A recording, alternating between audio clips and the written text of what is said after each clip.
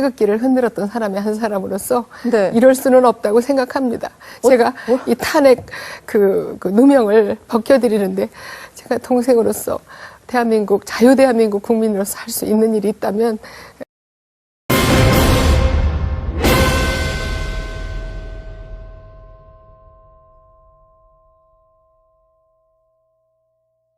탄핵 반대 단체들은 오늘도 대한문 안에 결집했습니다.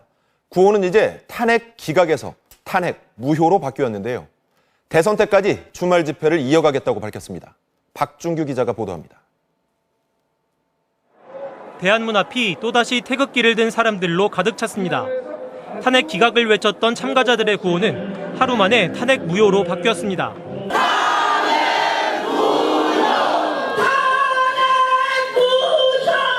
집회 참가자들은 헌법재판소의 선고는 역모이자 반란이라며 불복의 뜻을 분명히 했습니다. 9일의 재판관으로 헌법 문제 판단한다 이렇게 되어 있습니다. 이거는 반역이에요! 3명의 사망자가 발생한 어제 집회에 대해선 헌재 진입을 막은 경찰 측의 책임이 있다고 주장했습니다.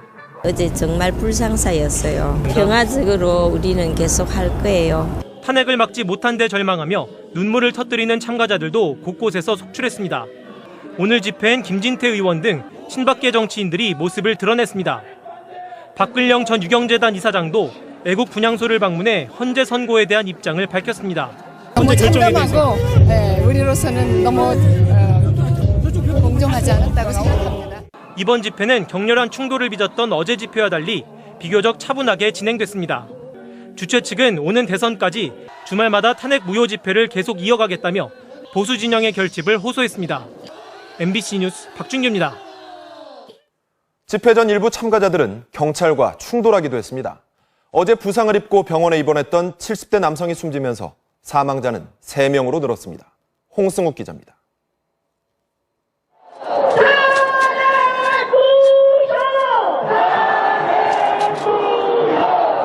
대통령 파면 만 하루가 지난 오늘 오후 여전히 곳곳에서는 오열과 탄식이 터져나왔습니다.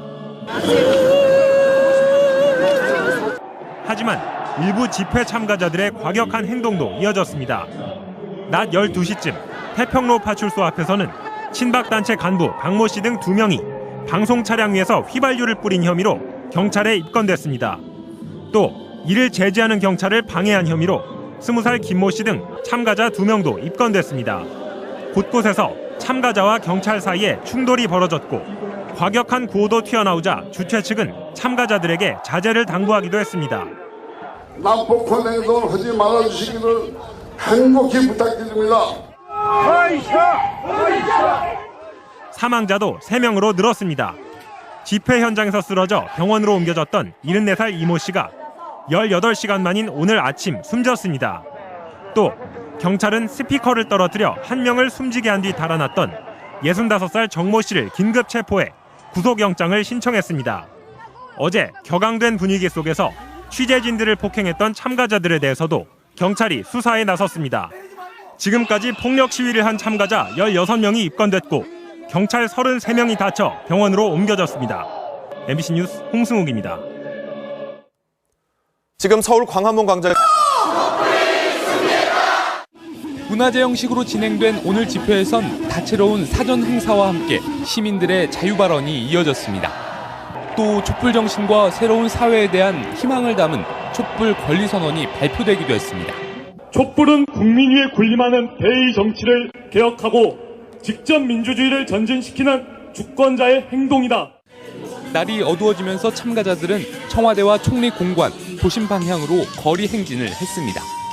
행진을 마친 참가자들은 광장으로 돌아와 대중가수들의 공연을 즐기고 있는데요.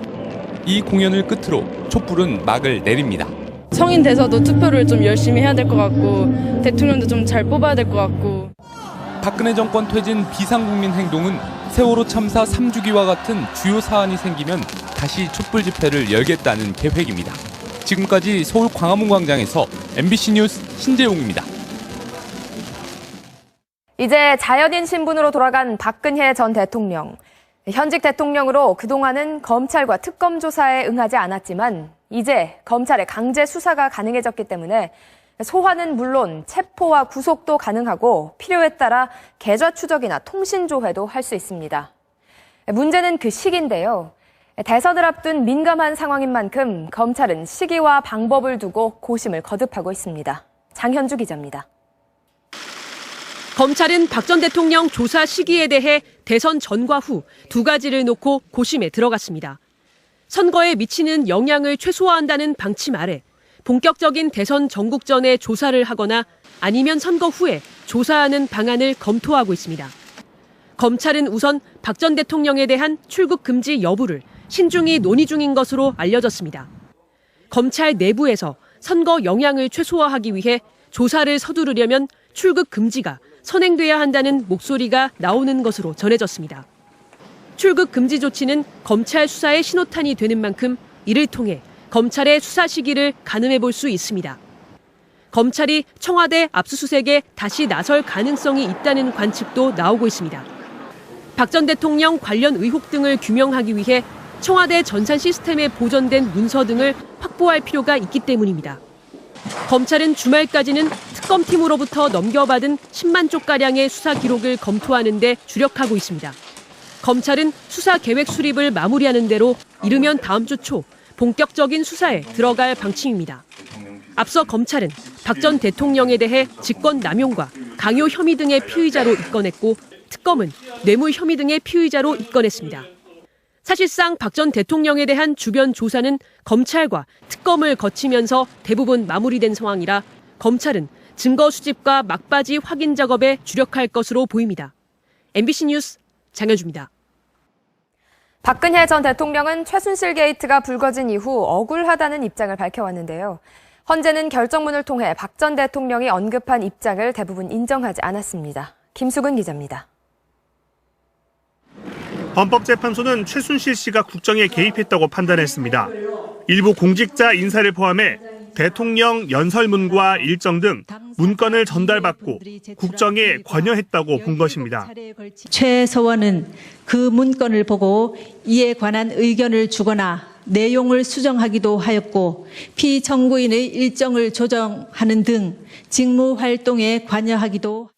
하지만 박 전 대통령은 앞서 일부 연설문의 표현 등에서 도움을 받았을 뿐이며 최 씨는 개인적인 의견이나 소감을 전달해주는 역할이었다고 밝혔습니다.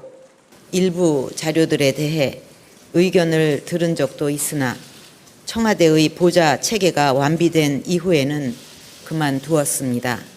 미르와 K스포츠재단에 대해서도 헌재는 사실상 두 재단이 주로 최순실 씨의 사익 추구에 이용됐다고 봤습니다.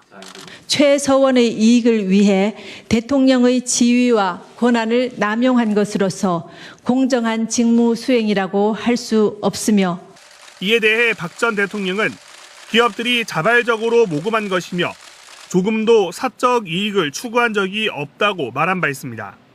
국가 경제와 국민의 삶에 도움이 될 것이라는 바람에서 추진된 일이었는데 박 전 대통령은 특히 최 씨와 공모관계라는 의혹에 대해서는 전혀 사실이 아니라고 밝혔습니다. 경제 공동체라는 말을 만들어냈는데 그거는 엮어도 너무 어거지로 엮은 거고요. 하지만 헌재는 박 전 대통령의 주장을 받아들이지 않았습니다.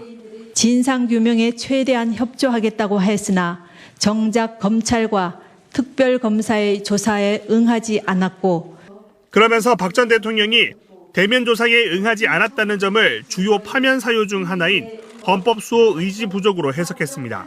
MBC 뉴스 김수근입니다.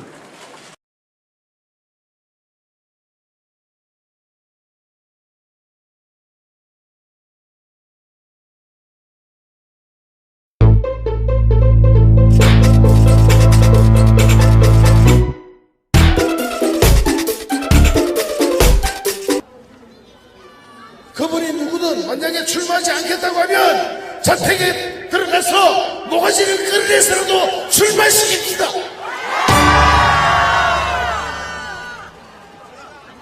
만약 제가 문장하려면 나오세요. 모가지 끌어내서 출마시킵니다.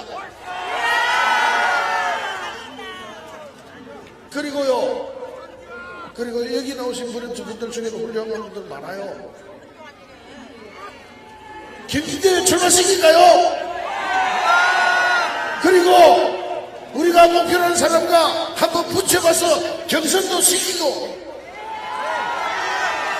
홍준표도 불러서 흥행하고 국민 관심 끌고 그러면 왜 못하겠습니까? 다음 대통령 만듭시다.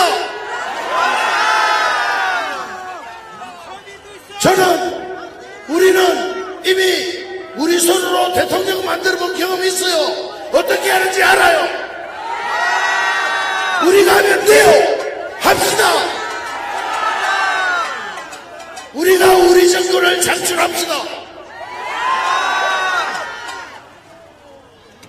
동지 여러분을 믿습니다.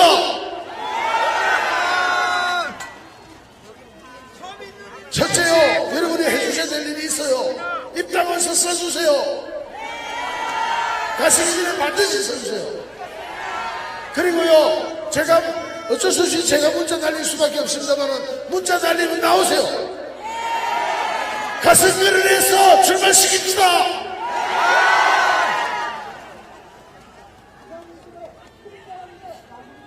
사람이 흩어지실까봐 오늘 공지는 중간에 했습니다. 2부 처음 했습니다. 오히려 제가 뒤에 출연하는 연사님들께 죄송한 마음입니다. 이렇게 김을 빼버리면 안 되는데요. 그래도 우리는 지금 목표 정하지 않으면 딱 50분 뒤에 또 한 번 딱을 치고 울어야 됩니다. 그럴 수는 없잖아요. 하나가 됩시다. 같이 갑시다. 저는요, 대통령 만드는 게 어떻다는 거 알아요. 제가요, 2012년 12월 19일 선거를 앞두고 쇠가 빠지게 뛰다가 12월 12일 날 쓰러져서 성모병원에서 병실에 누워서 대선 지휘했는데요. 우리가 그 당시 새누리당보다 훨씬 더 많이 했어요, 일을. 우리는 국민의 해부를 했기 때문에 돈 한 푼도 없이 했는데요. 우리가 대통령 만들었잖아요.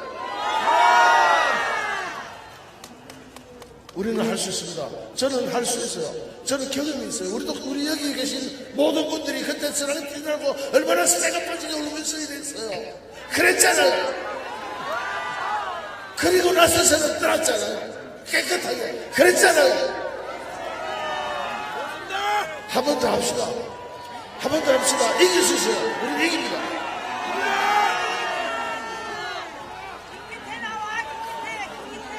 고맙습니다. 음악 들어주세요.